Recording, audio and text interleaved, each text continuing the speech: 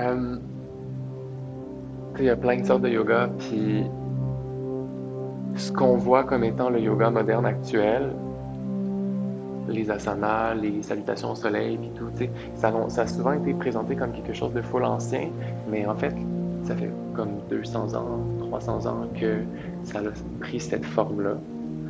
Euh, puis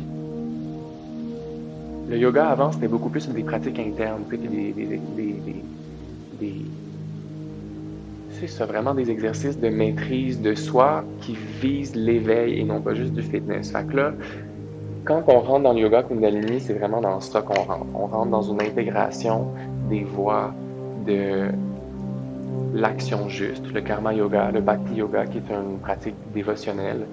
Fait que, peu importe, c'est ta relation à toi-même et c'est ta relation au divin, c'est toi. C'est très personnel. C'est ta dévotion.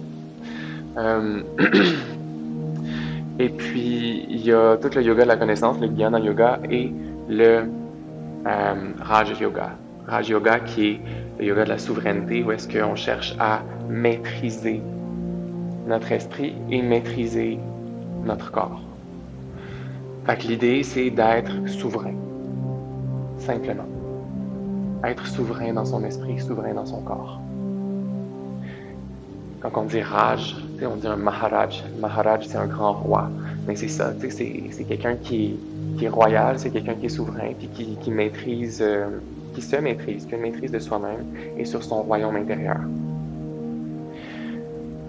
Fait qu'on veut, je pense, incarner ces qualités-là dans notre vie, de souveraineté, d'autonomie. Et en même temps, ça ne veut pas dire qu'il faut être déconnecté du monde, mais c'est ça. Dans l'histoire du yoga, il y a comme des approches où est-ce que on considérait qu'il fallait se retirer du monde pour vivre la spiritualité puis atteindre l'éveil et la libération. T'sais.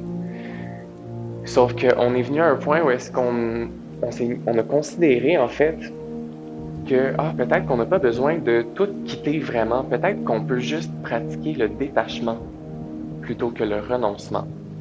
Et peut-être qu'on peut aussi intégrer des pratiques dans notre quotidien. Et c'est là où il y a des pratiques qui se sont développées, comme le yoga Kundalini.